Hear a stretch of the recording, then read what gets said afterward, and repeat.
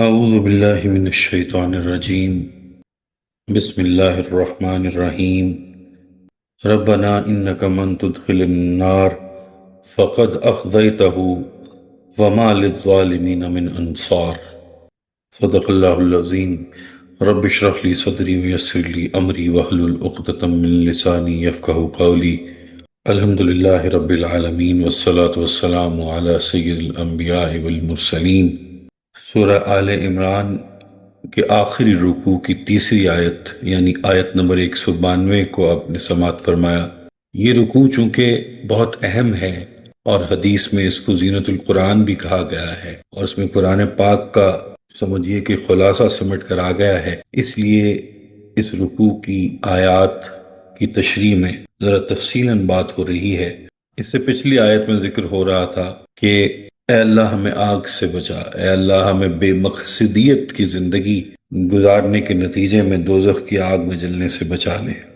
آگے فرمایا جا رہا ہے کہ ربنا انک من تدخل النار فقد اخزیتہ، اے ہمارے رب جس کو تو نے داخل کر دیا آگ میں بے شک اس کو تو نے رسوا کر دیا۔ وما للظالمین من انصار، اور ظالموں کے لیے کوئی مددگار نہیں ہوں گے۔ پہلی بات تو یہ ہے کہ دوزخ میں ڈالنا ایک سخت جسمانی عذاب ہے، لیکن حقیقت یہ ہے کہ جسمانی عذاب سے زیادہ روحانی عذاب بھی دیا جائے گا۔ اخزیتہ، تو نے اسے رسوا کر دیا۔ وہ تو دنیا کے سامنے حضرت صاحب تھا، اس کے اشتہار لگتے تھے، اس کی زندہ باد پکاری جاتی تھی، لوگ اس کے ہاتھ اور پاؤں چومتے تھے، لوگوں کے لیے وہ روحانی پیشوا مانا جاتا تھا، لوگوں کے سامنے اس کی بڑی قدر و منزلت تھی، لوگوں کے سامنے وہ بہت بڑا لیڈر تھا، بہت پارسا تھا۔ وہاں جا کر پتہ چلا کہ حضرت صاحب تو دوزخ میں جا رہے ہیں۔ یہ رسوائی جسمانی آگ سے بھی زیادہ ہوگی۔ ایک جگہ سورہ الحمزہ میں فرمایا یہ آگ ایسی ہوگی جو جسم سے پہلے دل پر حملہ آور ہوگی۔ بات یہ ہے کہ صرف جسمانی عذاب نہیں ہوگا، روحانی عذاب بھی ہوگا۔ اور آگے فرمایا کہ جن کی مدد کی یہ امید کیے بیٹھے ہیں کہ فلاں آئے گا، فلاں میری سفارش اور شفاعت کرے گا، فلاں مجھے چھڑا کر لے جائے گا، ان ظالموں کا کوئی مددگار نہیں ہوگا۔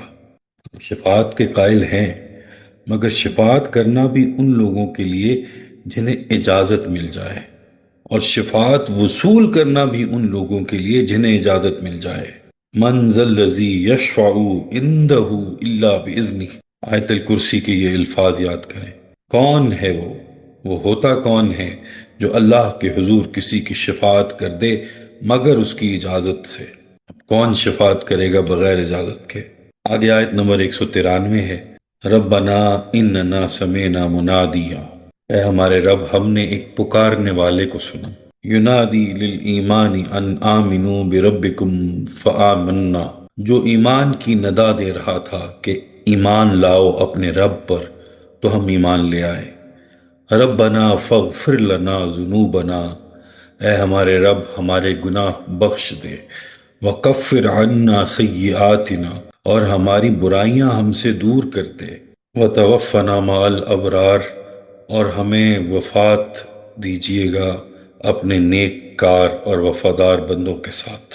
یہاں اولو الالباب کی پھر تیسری صفت بیان ہوئی ہے۔ پہلی صفت ذکر، دوسری فکر، اور تیسری منادی کی ندا۔ اللہ کا ذکر کرتے رہے کچھ ہدایت ملی، فکر کرتے رہے کچھ اور ہدایت ملی، لیکن کامل ہدایت نبی صلی اللہ علیہ وسلم کے قدموں سے ملی، ان کی صدا سے ملی۔ تو وہ کہتے ہیں کہ اے پروردگار ہم نے ایک پکارنے والے کی پکار کو سنا، وہ یوں کہہ رہا تھا کہ اللہ پر ایمان لے آؤ، تو ہم ایمان لے آئے۔ یہاں سے یہ بھی معلوم ہوا کہ ایمان کی طرف بلانے والے اصل میں اللہ کے رسول ہیں، محمد الرسول اللہ صلی اللہ علیہ وسلم۔ یہاں ایک مثال پیش خدمت ہے۔ اگر آپ نے پرانے زمانے کے بادشاہوں کا نظام پڑھا ہو یا سنا ہو تو ہوتا یوں تھا کہ ان کے احکامات جزیروں میں سے بھی تیزی سے گزرتے تھے۔ بادشاہ ایک فوری حکم دینا چاہتا تھا تو سمندروں میں چوکیاں بنی ہوتی تھیں، اتنے فاصلے پر کہ وہاں تک آواز پہنچ سکے۔ اب بادشاہ نے حکم دیا تو فوراً آواز دی منادی نے۔ وہ اس سے اگلی چوکی والے نے سنی، اس سے پھر اگلی چوکی والے نے سنی، اور اس کو پھر اگلی چوکی والے نے آواز دی۔ یوں آواز پر آواز لگتے ہوئے وہ چند ہی منٹوں میں سمندر پار ایک جزیرے سے دوسرے جزیرے تک حکم پہنچ جاتا تھا۔ یہ لوگ مکبر کہلاتے تھے کہ انہوں نے بادشاہ کے حکم کو تیزی سے پوری مملکت میں پہنچا دیا۔ حضور اکرم صلی اللہ علیہ وسلم کی وفات کے بعد صحابہ کرام حضور صلی اللہ علیہ وسلم کے مکبر تھے۔ تابعین اور تبع تابعین حضور صلی اللہ علیہ وسلم کے مکبر تھے۔ تمام اصحاب اہل بیت اعظام حضور صلی اللہ علیہ وسلم کے مکبر تھے۔ جتنے بھی اولیاء اللہ اور ائمہ اعظام ہیں سب حضور کے مکبر تھے۔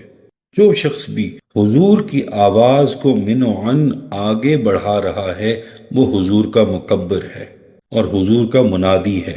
حقیقت یہ ہے کہ اگر وہ حضور صلی اللہ علیہ وسلم کے پیغام کو سچ سچ پہنچا رہا ہے تو وہ حضور کا منادی ہے، اور وہ جو صدا دے رہا ہے وہ محمد الرسول اللہ صلی اللہ علیہ وسلم کی صدا ہے۔ اس لیے کہا کہ ہم نے ایک صدا کار کی صدا سنی، ایک نے آواز لگائی کہ اللہ کی طرف آؤ، قرآن کی طرف آؤ۔ ہم نے منادی کی آواز سنی اور ہم لپک کر آ گئے۔ اب یہاں ذرا دھیان دیجئے، یہ قرآن کا معجزہ ہے کہ قرآن کیسے افراد چاہتا ہے۔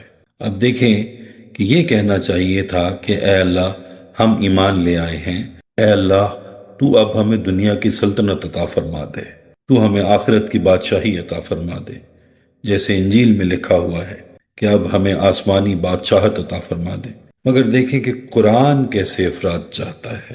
وہ ایمان لانے کے بعد کہتے ہیں اے پروردگار، پکارنے والے نے پکارا، محمد الرسول اللہ صلی اللہ علیہ وسلم نے ندا دی اور ہم ایمان لے آئے۔ اے ہمارے پروردگار، ہم تو گنہگار لوگ ہیں، ہماری شخصیت میں تو کمزوریاں، خرابیاں اور بیماریاں ہیں۔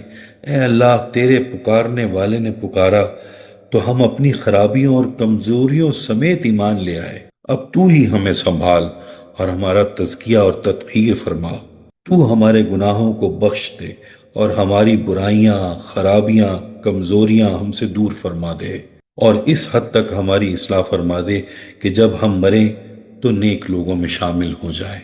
یہاں سے معلوم ہوتا ہے کہ اسلام میں کبر اور تعلی کا مزاج نہیں ہے کہ ایمان لاتے ہی پاٹے خان بن گئے۔ نہیں، معلوم ہوا کہ اسلام لائے، کفر سے اسلام کی طرف آئے، ظلمت سے روشنی کی طرف آ گئے، بلکہ حیوانیت سے انسانیت کی طرف آ گئے، تو اس پر کوئی کبر و غرور نہیں بلکہ اللہ کی عاجزی میں اور زیادہ جھک گئے کہ اے اللہ ہم آ تو گئے ہیں، اب تو ہمیں معاف کر دے، ہماری برائیاں دور کر دے، ہم جیسے بھی تھے اب تیرے پاس آ گئے ہیں، تو ہمیں سنبھال لے اور ہمارے معاملے کو اپنے ہاتھوں میں لے لے۔ ربنا وآتنا ما وعدتنا على رسلك ولا تخزنا یوم القیامہ انک لا تخلف المیعاد۔ اے ہمارے پروردگار، تو نے جن جن چیزوں کے وعدے اپنے رسولوں کے ذریعے کیے ہیں وہ وعدے پورے فرما دے، اور قیامت کے دن ہمیں رسوا نہ کرنا۔ کچھ شک نہیں کہ تو وعدہ خلافی نہیں کرتا۔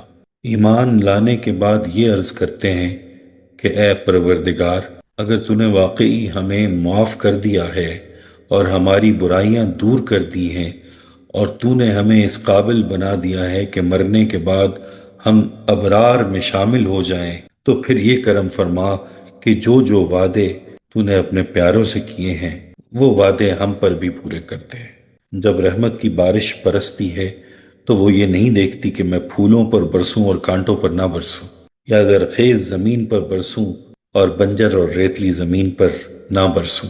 جب رحمت کی بارش برس رہی ہے، جب تو نوازنے پر آ گیا ہے اور تو اپنے رسولوں کے ساتھ کیے گئے وعدے پورے کرے گا، تو اگر کہیں موسلا دھار بارش ہو رہی ہے تو ہلکی سی پھوار ادھر بھی آ جائے، وہ وعدے ادھر بھی پورے کر دے، اور قیامت کے دن ہمیں اے اللہ رسوا نہ فرمانا۔ بے شک تو وعدہ خلافی نہیں کرتا۔ یہ قرآن کے ذریعے اللہ تعالی ہمیں خود سکھا رہے ہیں کہ کیسے دعائیں مانگی جائیں۔ آگے آیت نمبر 195 ہے، فَاسْتَجَابَ لَهُمْ رَبُّهُمْ، تو ان کے رب نے ان کی دعا قبول فرمائی۔ یہ ہے دعا کی قبولیت کی انتہا، کہ اس دعا کے فوراً بعد اللہ تعالیٰ کی طرف سے قبولیت کا اعلان ہو رہا ہے۔ انی لا اضیع عمل عامل منکم من ذکر او انثی، کہ میں تم میں سے کسی عمل کرنے والے کے کسی عمل کو ضائع کرنے والا نہیں ہوں، خواہ وہ مرد ہو یا عورت۔ بعضکم من بعض، تم سب ایک دوسرے ہی میں سے ہو، ایک ہی باپ کے نطفے سے بیٹا بھی ہے اور بیٹی بھی، اور ایک ہی ماں کے رحم میں بیٹا بھی پلا ہے اور بیٹی بھی۔ فالذین ہاجروا واخرجوا من دیارہم، سو جنہوں نے ہجرت کی اور جو اپنے گھروں سے نکال دیے گئے، وَأُذُوا فِي سَبِيلِي، اور جنہیں میری راہ میں ایذائیں تکلیفیں پہنچائی گئیں، وَقَاتَلُوا وَقُتِلُوا، اور جنہوں نے میری راہ میں جنگ کی اور جانیں بھی دیں، لَأُكَفِّرَنَّ عَنْهُمْ سَيِّئَاتِهِمْ، میں لازماً ان سے ان کی برائیوں کو، ان کے گناہوں کو دور کر دوں گا۔ ان کے نامہ اعمال میں اگر کوئی دھبے ہوں گے تو انہیں دھو دوں گا۔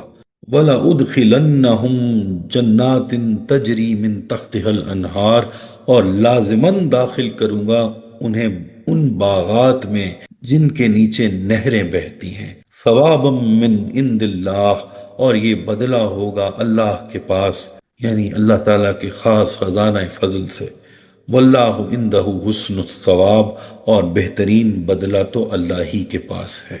ایمان لانے کے بعد ان لوگوں نے جتنی عجز و عاجزی اور جتنی نیاز مندی سے دعائیں مانگی ہیں، انہیں دیکھتے ہوئے فرمایا کہ اللہ نے ان سب کی دعائیں قبول فرما لی، اور ارشاد فرمایا کہ میں کسی عمل کرنے والے کے عمل کو ضائع نہیں فرماتا، خواہ وہ مرد ہو یا عورت، اور تم مرد و عورت ایک دوسرے میں سے ہی تو ہو۔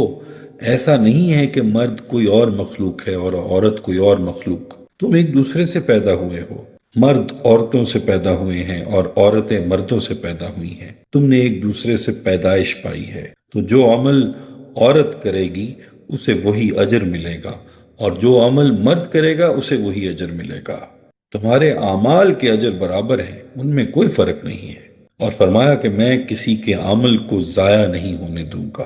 جو بھی دین میں آنے کے بعد دین کے کام میں لگ جائے گا اور اس کی سمجھ میں یہ بات آ گئی کہ اس کی زندگی کا کوئی مقصد ہے اور وہ اس مقصد کو پورا کرنے میں لگ جائے گا، تو اس کی اس لگن اور محنت کو میں ضائع نہیں ہونے دوں گا۔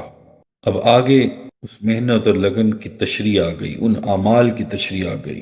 فَالَّذِينَ هَاجَرُوا وَأُخْرِجُوا مِن دِيَارِهِمْ وَأُوذُوا فِي سَبِيلِي وَقَاتَلُوا وَقُتِلُوا، وہ لوگ جنہوں نے اپنے گھر بار چھوڑ دیے، ہجرت کی اور انہیں ان کے گھروں سے نکال دیا گیا، اور میرے راستے میں انہیں اذیتیں پہنچی، اور انہوں نے میرے راستے میں جنگ کی اور قتل بھی ہو گئے، میں ان سب کی برائیوں کو ان سے دور کر دوں گا، اور انہیں ایسے باغات میں داخل کروں گا جن کے نیچے نہریں بہتی ہیں۔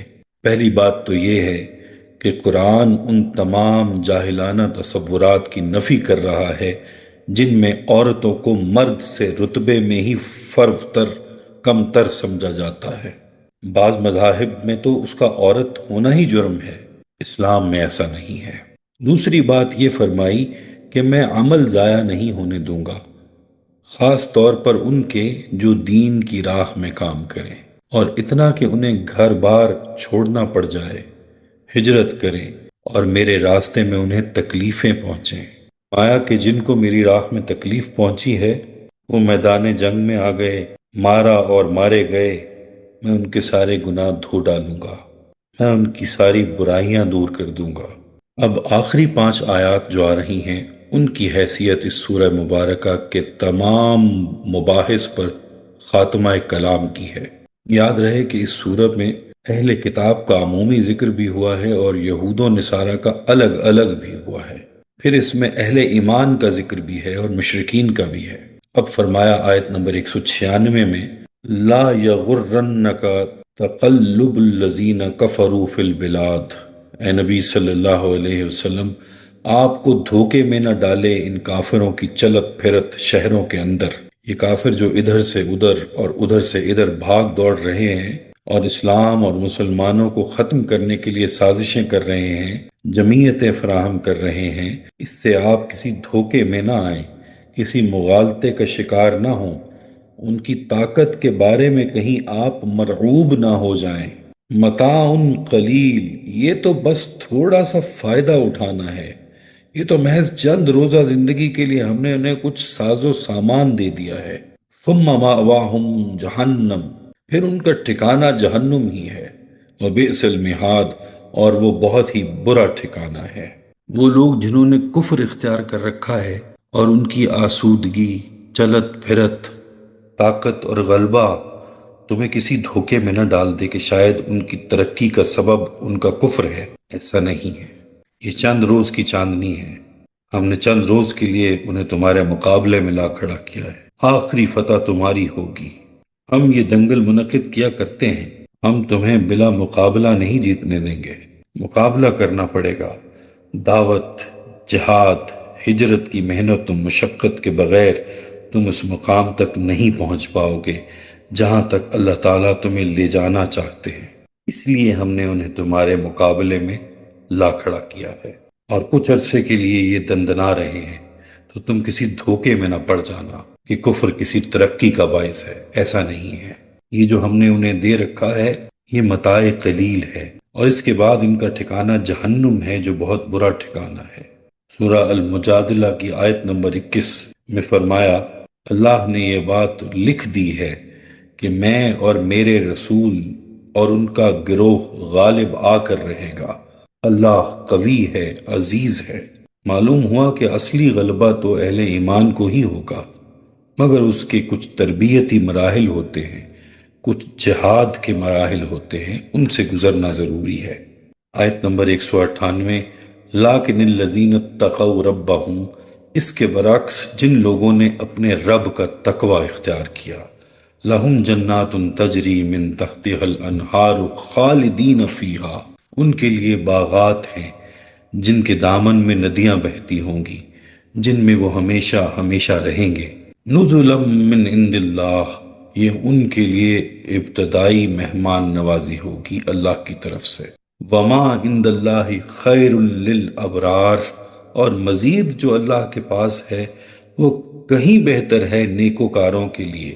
جنت کی اصل نعمتیں تو بیان میں آ ہی نہیں سکتی، ان کے بارے میں حضرت ابو ہریرہ رضی اللہ عنہ سے مروی ہے، یہ متفق علیہ حدیث ہے۔ یہ یاد رکھیں کہ رسول اللہ صلی اللہ علیہ وسلم نے ارشاد فرمایا کہ اللہ تعالیٰ کا ارشاد ہے، میں نے اپنے صالح بندوں کے لیے جنت میں وہ کچھ تیار کر رکھا ہے جو نہ تو کسی آنکھ نے دیکھا اور نہ کسی کان نے سنا اور نہ ہی کسی انسان کے دل میں اس کا خیال ہی گزرا۔ قرآن و حدیث میں جنت کی جن نعمتوں کا تذکرہ ہے ان کی حیثیت اہل جنت کے لیے نزل یعنی ابتدائی مہمان نوازی کی ہوگی۔ بارک اللہ لی ولکم فی القرآن العظیم ونفعنی وإیاکم بالآیات والذکر الحکیم۔